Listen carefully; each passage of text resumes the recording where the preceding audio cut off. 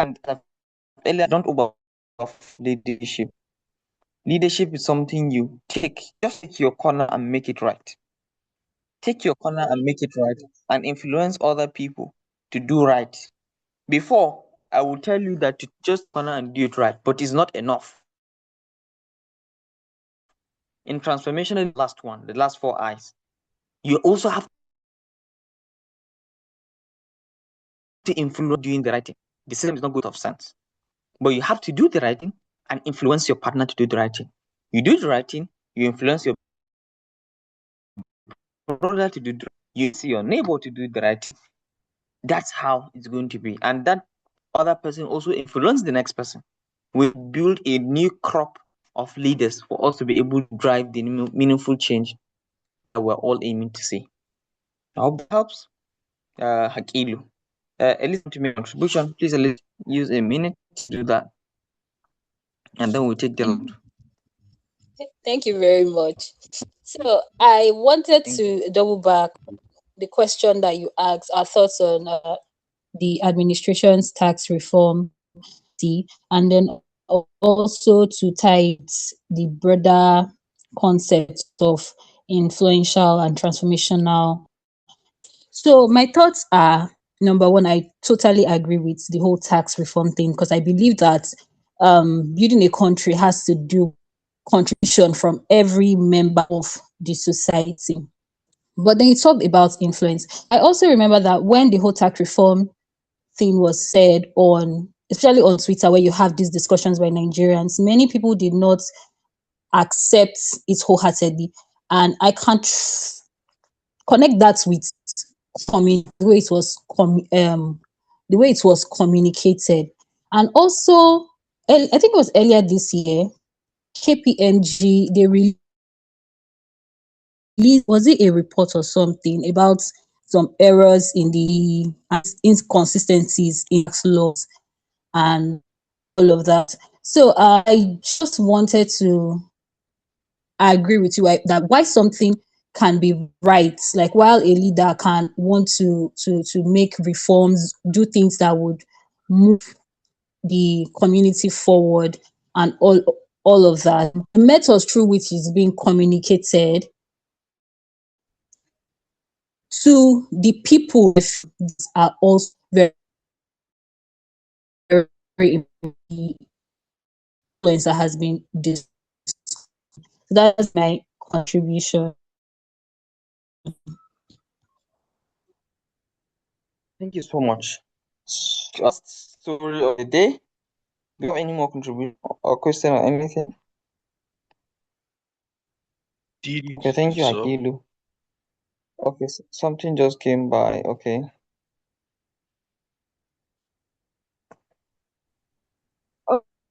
Please, everybody should read what I don't know. Caleb just contributed. Okay, I have Everybody should please read what Caleb contributed to the chat box. Yes, please. Go ahead. Okay, my name is Fiducia, and to me, I don't know, transformational leadership. It's about the age of position, but about influence and impact. So, and also it is about inspiring positive change, shaping mindsets, and maybe helping others to grow into a better version of themselves. But the problem is, I am 18, and okay, I'm a poet, and yeah, I believe leadership can start with words. Okay, poetry is not just an art. Maybe I could say it is a tool for awareness, empowerment, to change, because through poetry, I cause community challenges, encourage education, promote unity, and also like awaken responsibility among young people. Okay, what, like anytime I want to take a move, I would say, oh my god, I'm just 18.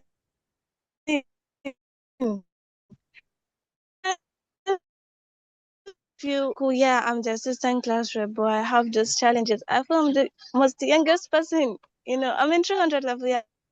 But I'm the most youngest person. So sometimes, but I'll feel, no, those people like are far away ahead from you. Even when you speak, they will not take it, like they will not use it, or they will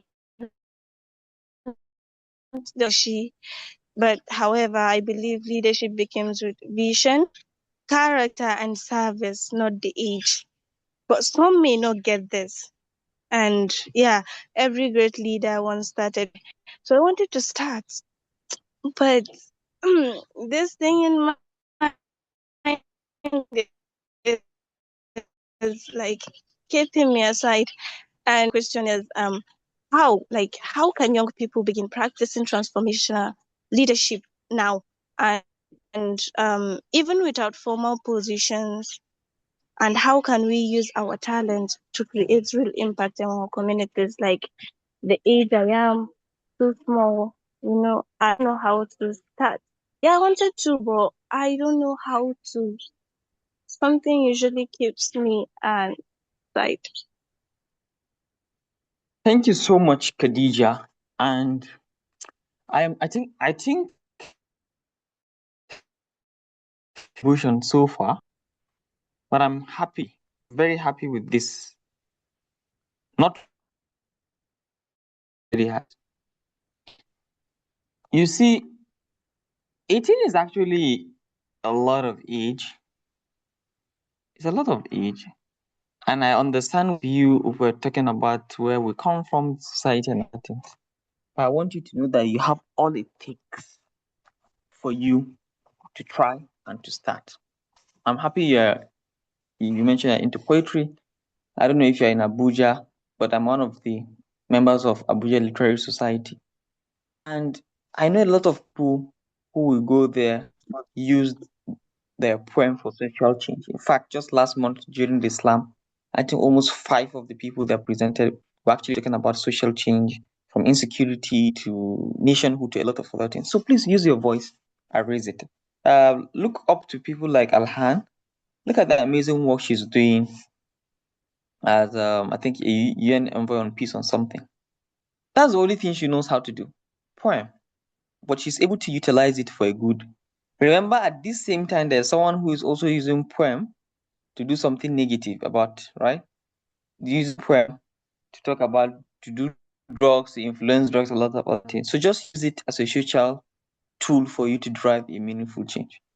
When it talks about age, I just want you to know that see yourself as a leader and just do it, and people will come to you. Sometimes when we do things and we feel like nobody is noticing, but trust me, a lot of people are noticing. I have people who I've never spoke to, but if you ask me on something, they are going to be the first people that come to my mind because they are doing it right. Yes, we are 18. When I told you that I was nearly expelled in my school, I was not 18. Just start. Take the grit. You don't have all the time in the world. Try and do your very best, and it's going to be very fine. I hope that helps. Okay, just be at the forefront. Try. And let me tell you one, should I? Yes, I think I should.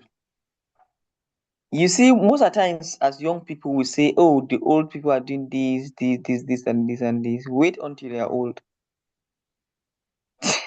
Then your perspective will change a lot of things. My father used to say, youthful exuberance. What the young people have is youthful exuberance. Trust me, in the next 2 years, Khadija, when you are 20, some of your perspectives will change about the world. So also forgive people when they act the way they act. Some is objective, some is not objective. I'm not trying to give a reason for people who behave or people who do stereotype. But trust me, experience and age is also wisdom. But for now, always work within your ambit, within your thinking faculty, and do the very best you can, because that's going to be what will open the door for the next level. I hope that helps, Khadija. Didi, I see you, Yes, but sir. before I Yes, sir. come to Thank you, you very much. this is my Thank last. you, sir. But you see, Thank you. Sorry, but I what? sir, I don't know. Okay, I live in Bauchi for now. I was grown up in Kaduna, but for now I'm in Bauchi. So I have those challenges. For me to go out and do a lot of things, this will start a lot of things. I don't know how to say it, but Just, maybe Mr. Personality just, knows. He knows the challenges. I know Bauchi. What I want you guys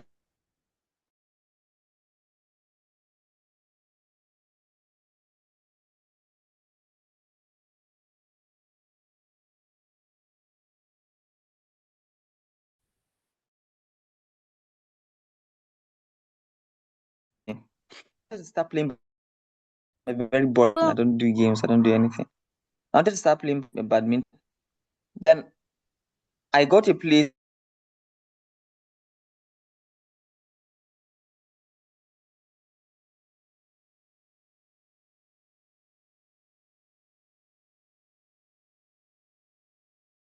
me. It's not along the way. There's always a reason for you not to do something, and there's always a reason for you to do something. I'm never saying it's easy, but start. If you ask the person to start, even if there's no association, start. People who have similar interests like you are going to come. When we started this thing, I had friends who I would say, "Come, let's do this," but it's not their interest. They will go away, but they are my good friends. We will still play football, we'll still do Yahoo together, but we don't share the same goal. And then I had people who were ordinarily not my friends who share the same goal.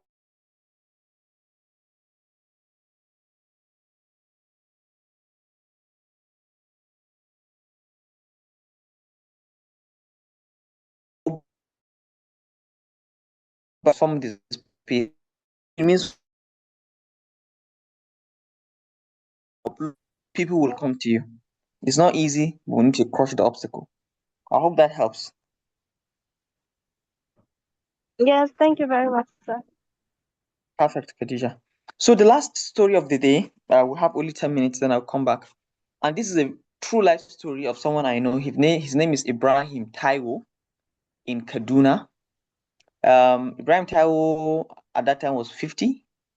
He was transferred from Kachia local government to Giwa, to Shika precisely, to be a headmaster. And when he came, part of the things he saw were pupils don't come to school on time. They come very dirty and they're tattered clothes. They don't listen. They just play around. Teachers don't come on time. In fact, some hardly come. They don't write lesson notes. They also don't do, and they also don't teach what they're supposed to do. The schools were short of benches, were short of reading and writing instructions, and people hardly pass the common entrance examination, especially for private school. But because it's government, it's easy for them to pass. And he was transferred to in 2019. And I happened to gladly was trying to support the school as at that time. And what Ibrahim Taiwo started doing 5 good things, and all of them without a cost. Number 1, starting with the infrastructure. He changed the sitting position. Normally, you know how we do our classes, right? Everybody looking up. So he changed the sitting position to be a cycle, like a cycle, a square. Teacher is in the center. And for people who don't have seat, he told them to be coming with car.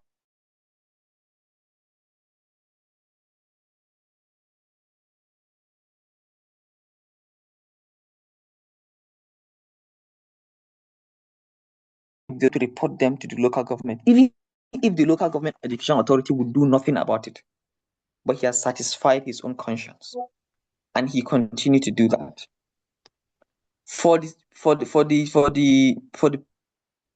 you remember I told you the kids don't come on time. Some hardly come. Some come very tattered. Not even with the cleanup. He aligned with the Hakimi and the Miangwa, and the Hakimi called the Miangwa to tell them that they should do. We call it Shela in Hausa, which is more of like a town crier or something. For them to tell the people that whoever is bringing his child to primary school must at least clean the child. It's okay to have a new cloth, but at least put water and clean his face, not where someone will just come to as if he's coming from the forest or something. He was able to maintain his standard. For people who cannot afford a sandals, he told them they should buy a slippers. But we all know that normally it should be a sandals. With ask them to, they can use the slippers. It means no